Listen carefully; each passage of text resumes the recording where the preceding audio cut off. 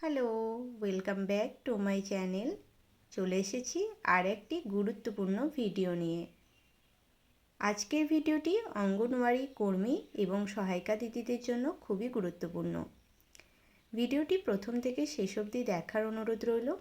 আর আমার ভিডিও যদি আপনাদের ভালো লাগে তাহলে অবশ্যই ভিডিওগুলিতে লাইক করবেন, বন্ধুদের মধ্যে শেয়ার করে দেবেন এবং আমার চ্যানেল থেকে আপনারা উপকৃত হলে অবশ্যই চ্যানেলটি সাবস্ক্রাইব করবেন।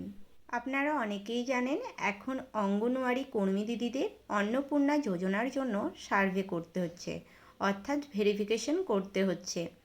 সেই ভেরিফিকেশনের মাঝে আবার নতুন করে আর একটি দায়িত্ব অঙ্গনওয়াড়ি কর্মী দিদিদের দেওয়া হলো। সেই দায়িত্বটা কি সেই সম্পর্কে ডিটেলসে আলোচনা করব। ভিডিওটি প্রথম থেকে শেষ অবধি দেখতে থাকুন। অন স্ক্রিন আপনারা দেখতেই পাচ্ছেন, এখানে দেওয়া রয়েছে অটিজম স্পেকট্রাম ডিসঅর্ডার প্রাথমিক নির্ণায়ক অভিজ্ঞতা 18 মাস থেকে 6 বছর বয়সী শিশুদের জন্য। তাহলে আপনাদের আগে জানতে হবে কি কি দেখে আমরা এই অটিজম রয়েছে বুঝতে পারবো, তবেই তো আপনারা পরীক্ষা করতে পারবেন, তাই না? তাহলে চলুন আমি একে একে আলোচনা করি। অটিজম কোনো রোগ নয়, প্রথমেই আপনাদের বলে রাখি এটি একটি স্নায়বিক ত্রুটি। কোনো ব্যক্তির তার পারিপার্শ্বিক জনসাধারণের সঙ্গে ভাবের আদান প্রদানের যে দীর্ঘমেয়াদী একটা সমস্যা তৈরি হয় সেটাকেই বলা হয় অটিজম। অর্থাৎ মানুষের সঙ্গে সম্পর্ক স্থাপনের যে অভাব সেটাকেই বলা হয় অটিজম। এটা শিশু বা বয়স্ক যে কোনো ব্যক্তিরই হতে পারে। তারা অন্যের ভাব বুঝতে পারে না এবং নিজেকেও সঠিকভাবে প্রকাশ করতে পারে না, ফলে তারা কারোর সঙ্গে সহজে বন্ধুত্ব করতে পারে না। আমাদের চারপাশে এরকম অনেক মানুষ রয়েছে যাদের মধ্যে অটিজম রয়েছে। আমরা মনে করি তারা মিশতে জানে না, কিন্তু তারা মিশতে জানে না কেন? কোথায় তাদের দুর্বলতা রয়েছে? এটাই আমাদেরকে চিনতে হবে। একজন ব্যক্তির অটিজম সবসময় যে চুপচাপ থাকলেই বোঝা যায় এমন নয়, কারণ অনেক সময় দেখা যায় শিশুরা নিজেদেরকে প্রকাশ করতে পারে না, তাদের অনেক অসুবিধা থাকে। আবার কখনো কখনো অটিজম মৃদুও হতে পারে, আবার খুব বেশি মাত্রায়ও হতে পারে।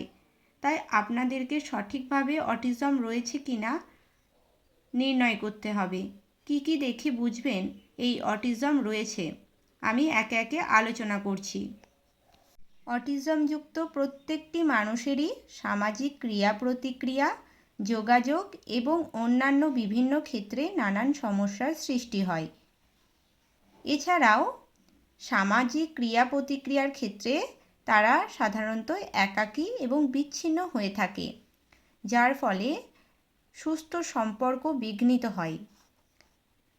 সামাজিক যোগাযোগের ক্ষেত্রে ভাষাগত বা ভাষাবিহীন বিভিন্ন সমস্যা তৈরি হয়, যেমন অপরের অঙ্গভঙ্গি, মুখের ভাব বা কথার ধরন বুঝতে না পারলে এই সমস্যা তৈরি হয়।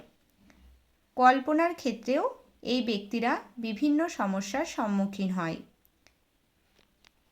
এই তিনটি বিশেষ দিক ছাড়াও অটিজমের প্রভাবে আরও যেসব বিশেষ বৈশিষ্ট্য দেখা যায় সেগুলো হলো, যে ব্যক্তির মধ্যে অটিজম রয়েছে আপনারা মনে করবেন তার মধ্যে কৌতূহল, ঔৎসুক্য এগুলো কম থাকবে, কল্পনা শক্তির একটা অভাব থাকবে, অন্যের সঙ্গে সহজে সম্পর্ক স্থাপন করতে পারবে না। এটা তো আমি বারবার বলছি, কিন্তু এটাই একমাত্র বিষয় নয়, এটি একটি মাত্র কারণ। এছাড়াও অনেক কারণ রয়েছে। বিমূর্ত বিষয় সম্পর্কে ধারণা গঠন করতে পারবে না, যেমন কোনো জিনিস আমরা যদি সামনে থেকে দেখাই তারা খুব সহজে সেটা বুঝতে পারবে, কিন্তু আমরা যদি সেটাকে কল্পনা করতে বলি, না দেখি আমি যদি ওদের বলি তাহলে ওরা বুঝতে পারবে না। যদি বলি মাছ, মাছ বললে যতটা না বুঝতে পারবে তার থেকে মাছ যদি বাস্তবে দেখে বা মাছের ছবি দেখে তাহলে বেশি বুঝতে পারবে। যে কোনো বিষয়ে তাদের মধ্যে একটা আগ্রহের অভাব দেখা যায়।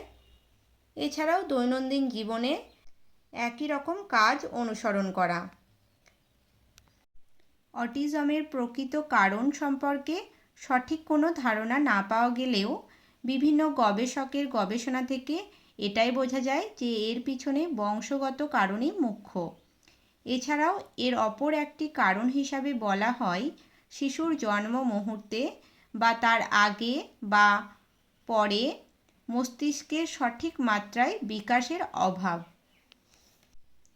অটিজমের চিকিৎসা এবং শিক্ষাগত দিক থেকে বলা যায় বর্তমানে শ্রবণগত বিভিন্ন প্রশিক্ষণ, ভিটামিন পদ্ধতি, পেশাগত পদ্ধতি, শারীরিক পদ্ধতি, স্নায়বিক সংহতি সাধন, এছাড়াও বিভিন্ন থেরাপির মাধ্যমে এই চিকিৎসা করা যায়। এগুলোকেও দুটো ভাগে ভাগ করা যায়, একটি চিকিৎসামূলক পদ্ধতিতে আর একটি শিক্ষামূলক পদ্ধতিতে। আপনাদের বাড়ি বাড়ি সার্ভে করার সময় যে জিনিসগুলো বারবার খেয়াল রাখতে হবে সেটা হলো অটিজম যদি থাকে, দেখবেন বাচ্চারা চোখে চোখ রেখে কথা বলতে পারে না। তার নাম ধরে যদি আপনি ডাকেন তাহলে সে সাড়া দেবে না। এছাড়াও আপনার যে আবেগ অর্থাৎ হাসি, কান্না, দুঃখ, এগুলো তার মধ্যে কোনো প্রভাব ফেলবে না। অর্থাৎ সবসময় একটা নিজের জগতে সে বিচরণ করে। কোনো কিছু ইশারার মাধ্যমে বা আঙুল দিয়ে নির্দেশ করে সে দেখাতে পারে। এছাড়াও আমি বলেছি তাদের মধ্যে যোগাযোগের সমস্যা তৈরি হয়, দেরিতে কথা বলা, একই কথার পুনরাবৃত্তি, বারবার একই রকম কথা বলে, ভঙ্গি বুঝতে সমস্যা হয়, হাসলে ইশারা করলে তারা বুঝতে পারে না এবং তারা বারবার একই রকমের কাজ করে।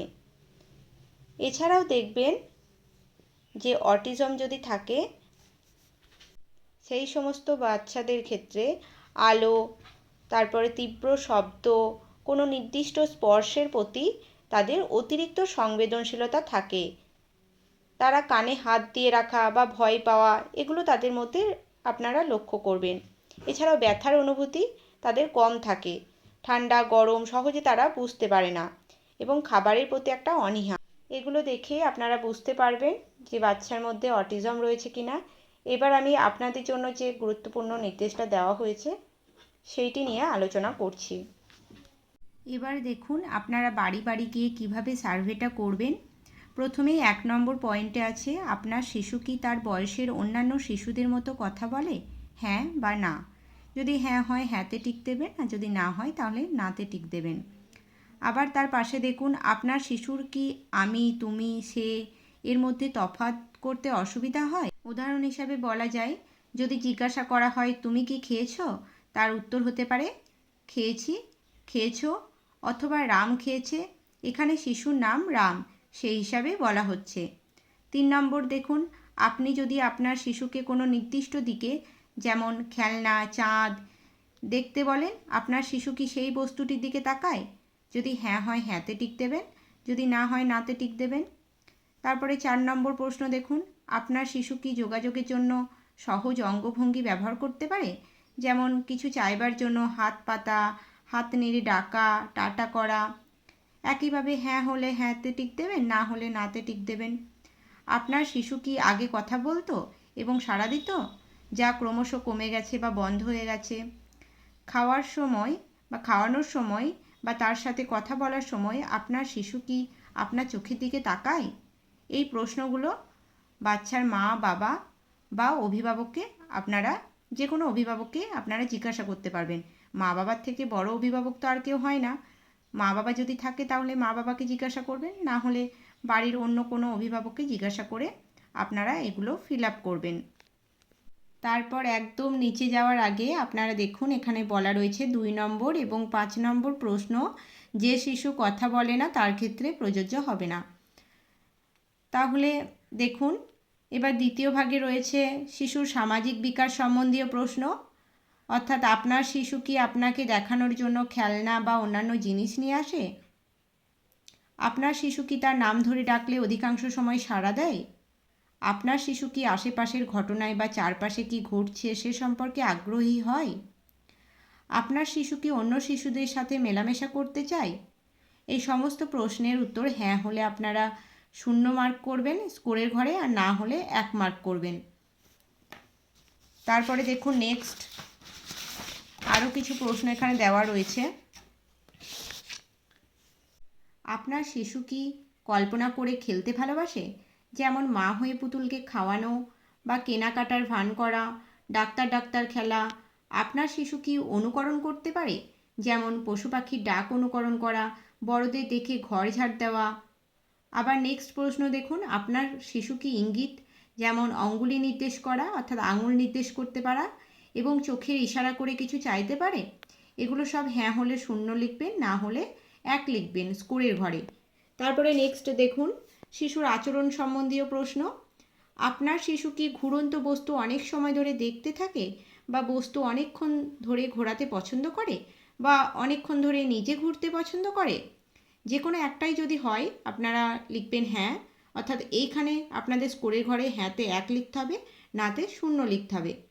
তারপরে নেক্সট দেখুন, আপনার শিশু উত্তেজিত হলে কি অত্যাধিক হাত নাড়ায় বা দোলে? তারপরে আপনার শিশু কি তার বয়সী অন্য শিশুদের তুলনায় তার চোখের কোণ দিয়ে বেশি তাকায়? তারপরে আপনার শিশু কি বিভিন্ন উদ্দীপকে অত্যধিক বা অত্যন্ত কম প্রতিক্রিয়া প্রকাশ করে, যেমন প্রেসার কুকারের হুইসেলের শব্দে বা উচ্চগ্রামের মাইকের শব্দে কানে আঙুল দেয়, অথবা তার বয়সী অন্য শিশুর তুলনায় ব্যথার প্রকাশ খুব বেশি বা কম? নেক্সট দেখুন, আপনার শিশু কি অন্য কোনো অস্বাভাবিক আচরণ দেখায়, যেমন যে কোনো বস্তু লাইন করে সাজানো অথবা ঘোরানো, চোখের সামনে আঙ্গুল নাড়ানো, পায়ের আঙ্গুলের উপর ভর দিয়ে হাঁটা? যে কোনো যদি একটা হয় তাহলে আপনারা হ্যাঁ লিখবেন, হ্যাঁর ঘরে আপনাদেরকে 1 লিখতে হবে, আর নার স্কোর কার্ডে আপনাদেরকে 0 লিখতে হবে। এরপর দেখুন, আপনার শিশু কি কিছু সাধারণ নির্দেশ অনুসরণ করতে পারে, যেমন যাও, খাও, নিয়ে এসো? আপনার সন্তান কি অভ্যস্ত পরিবেশ বস্তু পরিবর্তনে অসুবিধা বোধ করে, যেমন নতুন খাবার গ্রহণে অসুবিধা, দৈনন্দিন রুটিন পরিবর্তনে অসুবিধা? এগুলো হ্যাঁ হলে 1 লিখবেন স্কোরের ঘরে, আর না হলে 0 লিখবেন। তারপর দেখুন নিচের দিকে চলে আসবেন, ক্রমিক সংখ্যা দেওয়া রয়েছে, কিছু প্রশ্ন দেওয়া রয়েছে, আর শিশুর তথ্য আপনাদেরকে এটা ফিল আপ করতে হবে, যেমন শিশুর নাম, শিশুর জন্ম তারিখ, বয়স, শিশুর লিঙ্গ, অভিভাবকের নাম, অঙ্গনওয়াড়ি কেন্দ্রের কোড নম্বর, অঙ্গনওয়াড়ি কর্মীর নাম, অঙ্গনওয়াড়ি কর্মীর ফোন নাম্বার, রেফার করা হয়েছে কিনা, হ্যাঁ হলে হ্যাঁ, না হলে না। কোথায় রেফার করা হয়েছে, যদি রেফার করা হয় সেক্ষেত্রে কোথায় রেফার করেছেন, অঙ্গনওয়াড়ি কর্মীর স্বাক্ষর আর জিজ্ঞাসাবাদের তারিখ। এগুলো সঠিক তথ্য দিয়ে আপনারা ফিল আপ করবেন, কারণ আগামী দিনে এগুলো একটু কড়াকড়ি হতে চলেছে। আপনারা আন্দাজে কোনো কিছুই করবেন না, সমস্তটা বাড়ি বাড়ি ভিজিট করে করবেন, না হলে কিন্তু আপনাদের সমস্যা হতে পারে। এছাড়াও আরও অনেক তথ্য রয়েছে এখানে, আমি একটি ভিডিওর মাধ্যমে সমস্ত কিছু তুলে ধরছি না, তাহলে ভিডিওটি অনেকটা বড় হয়ে যাবে, দেখতেও বোরিং লাগবে। আপনাদের যদি এ ব্যাপারে বিস্তারিত জানতে ইচ্ছা হয় তাহলে আমাকে কমেন্ট করে জানাবেন, আর কোন প্রজেক্ট থেকে আমার ভিডিওটা দেখছেন অবশ্যই আমাকে জানাবেন, তাহলে আমি উপকৃত হব। আর আমার চ্যানেলটি ভালো লাগলে অবশ্যই আপনারা সাবস্ক্রাইব করবেন, আর এই ভিডিওটি বন্ধুদের মধ্যে শেয়ার করতে ভুলবেন না। আজকের ভিডিওটা এইটুকুই, দেখা হচ্ছে নেক্সট ভিডিওতে, ততক্ষণ পর্যন্ত টাটা।